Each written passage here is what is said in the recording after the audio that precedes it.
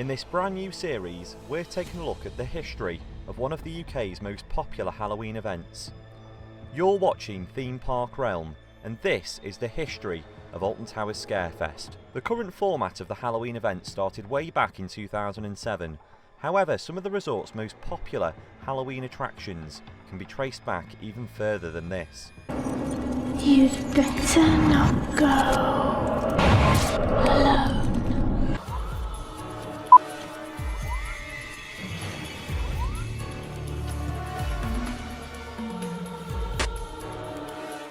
Halloween has been celebrated at Alton Towers for many seasons. It was around the early 2000s that the park first started experimenting with Halloween attractions. In our previous video, we reviewed the history of the first 2 years of Scarefest. In today's video, we'll be taking a look at Scarefest 2009 until 2011. If you've missed out on the previous video, I would recommend that you go back and take a look at that and then come back. The first episode will be linked on screen at the moment. So, at this point, Scarefest had been running for 2 seasons at the park. Of course, in 2008, the Boiler House was the big new attraction. The Field of 1,000 Screams and Terror of the Towers were also hugely popular mazes, as always. So, for 2009, a number of attractions returned within the park. The park-wide theming returned, as it did every year, and the giant pumpkin photo opportunities also returned for 2009.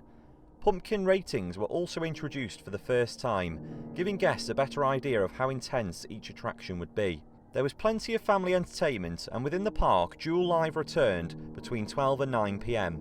During these times, Hex also featured live actors on selected nights. Unfortunately, the Haunted Hollow After Dark experience did not return for 2009. The park's usual Halloween characters also returned for 2009, and the trick-or-treat doors returned, but these were now located opposite Hex. The old McDonald's area of the park also featured some friendly Scarecrow Halloween characters for the very first time. For the 2009 season, Terror of the Towers was transformed into Terror of the Towers: What Lies Within. This new attraction was hugely popular in its first year, and guests would be invited to discover an evil force lurking deep within the Gothic ruins. Over in the hotel area of the resort, the Boiler House and the Field of 1,000 Screams both returned. The Field of 1,000 Screams was again located within a real cornfield grown throughout the year. The Boiler House underwent a number of changes after its first year, and the whole storyline received a rethink for 2009. The Hamble twin serial killers were now the antagonists of the attraction, creating a higher level of fear amongst guests. Over in the hotels, the trick-or-treat rooms returned. This family-friendly offering offered dedicated rooms where guests could prepare for a night of family frights. There was also a number of new shows throughout the hotels for 2009. So after the success of the 2009 Scarefest season, the event would of course return once again for 2010.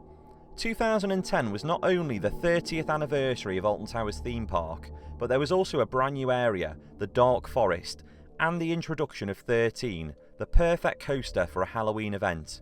So in 2010, the park-wide theming returned once more. In 2010, there was also a huge improvement in lighting around the park. The tower's ruins were lit up in their iconic Scarefest blue and green colour scheme for the very first time in 2010. There was also additional lighting around the rides, queue lines and Tower Street. Inside the park, Terror of the Towers: What Lies Within also returned for its second year running. Guests were once again dared to brave the rubble and uncover the horrific terror that lies within. Elsewhere in the park, the trick-or-treat doors returned, as did the usual Halloween characters. Another new addition for 2010 was Skelvin's Haunted Adventure. For 2010, he actually took over the park's haunted house attraction. 13 came to the end of its first season of operation in 2010, and for Scarefest, a new experience was created.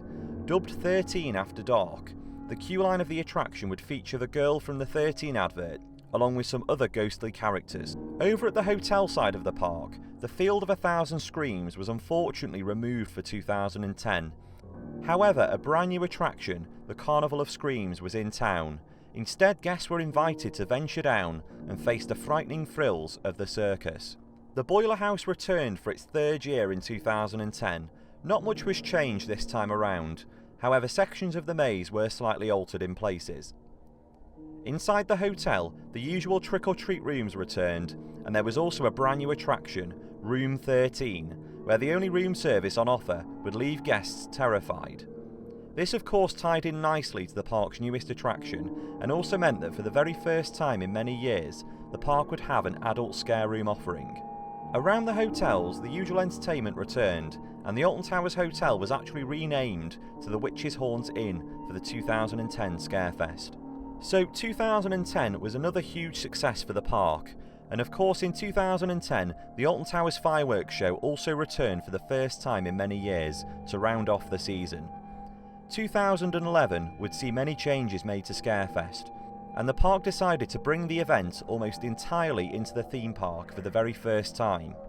In 2011, the Boiler House and the Carnival of Screams both returned to Scarefest, but this time the mazes were located within the X Sector area of the park, rather than the hotel area that they'd previously featured in.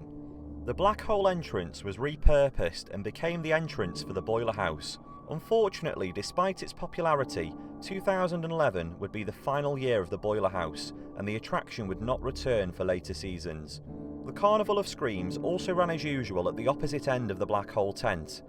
Terror of the Towers What Lies Within also returned as usual that year. A brand new addition for 2011 was the Zombies Scarezone. This was a free Scarefest attraction running behind the Goal Striker area of the park. 13 After Dark also returned for its second season, entertaining guests as they queued for the ride. There was also new family entertainment for 2011.